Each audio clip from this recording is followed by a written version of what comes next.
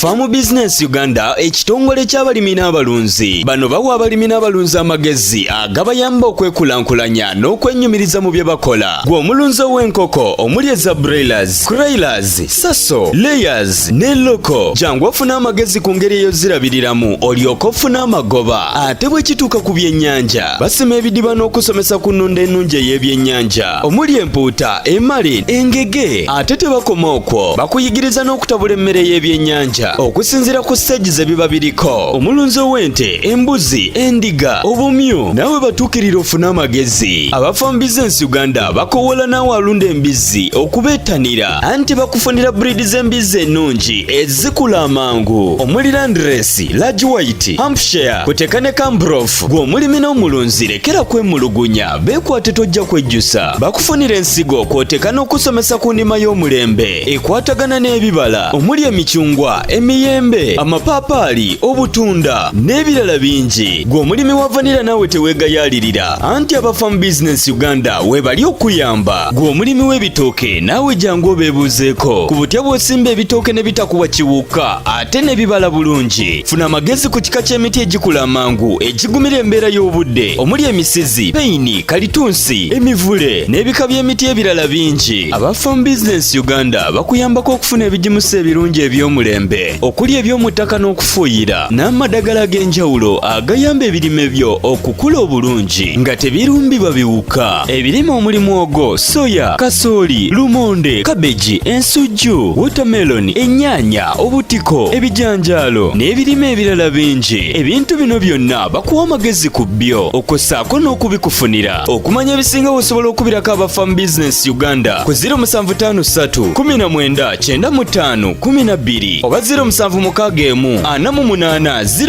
0004. Osobola n'obafunira ku WhatsApp ku 0752 83 84 89. Farm Business Uganda, farmer to farmer, mulimi ku mulimi.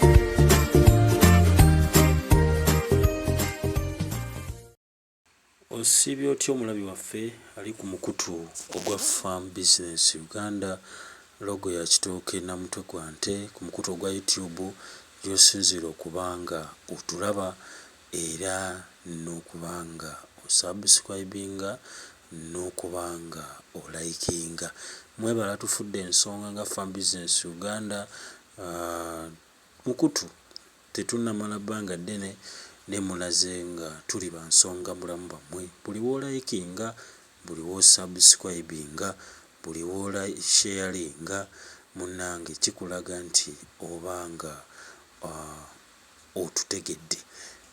Tusoose okulaga amu ku balimi baffe aba Farm Business. Ennimiro gye tuyokulaga faananyi bino Kannungu district acres 30 era videos ezo ogenda kubanga oziraba nga zigoberera omukutu guno. Tukwanjulidde twagala tugenda kutandulako ku bigere okubanga tukutuusaako abalimi bangi kubanga tulina abalimi bangi bali under Farm Business Uganda.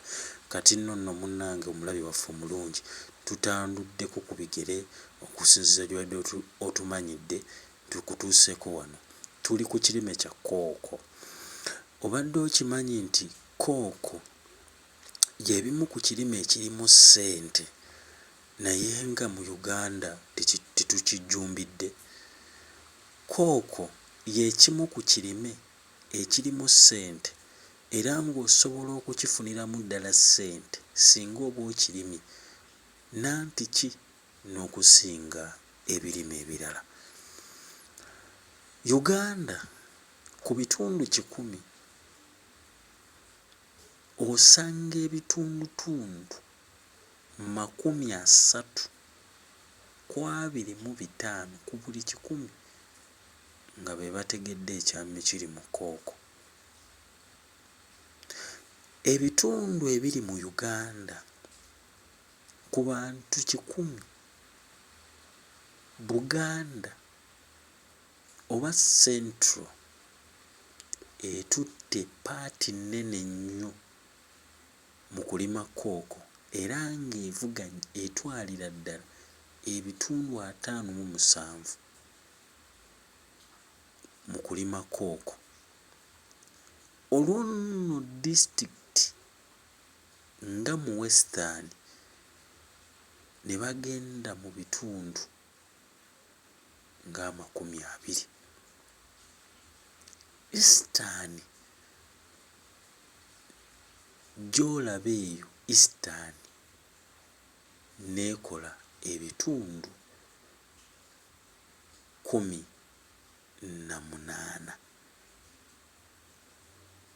Gwe naali eyo Northern obukutukutu obusigaddewo baba basobola okuba nga babweddisa.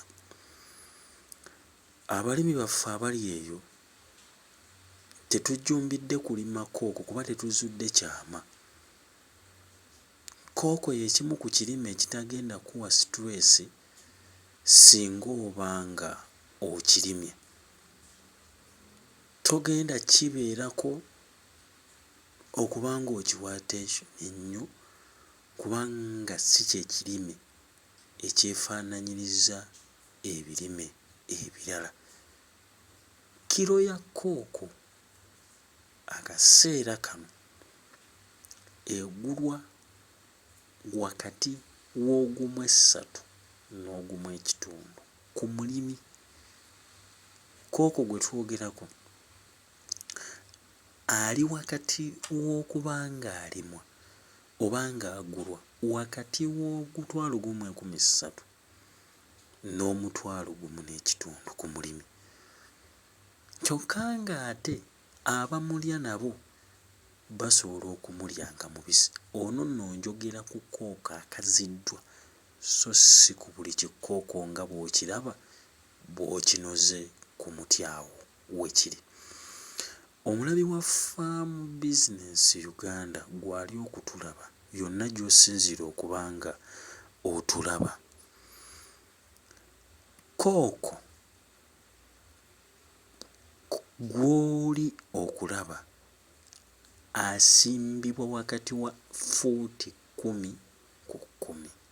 Kitegeeza ki?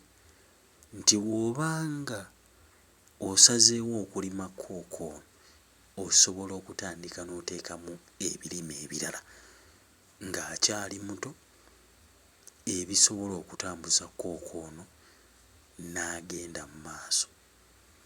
Kooko ono alimu tayipu ez'enjawulo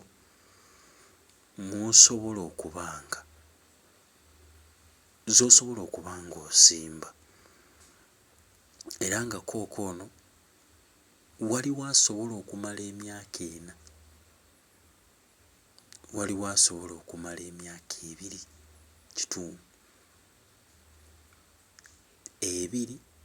kitundu okuba ng'atandika okussaako, olwo nno ggwe ne weefunira ssente. Ekirime ekya kooko okigeraageranya ku birime nga emmwanyi, lwakubanga emmwanyi togiwa gaapu nga kooko. Kooko ono ekinnya tojja kusima nga kya kitooke, osobola okusima ekinnya ng'ekyemmwanyi n'omuteekamu, osobola okisima ekinnya wakati wa fuuti 2 n'obugazi fuuti 2. Osobola okuteekamu nga nnakavundira,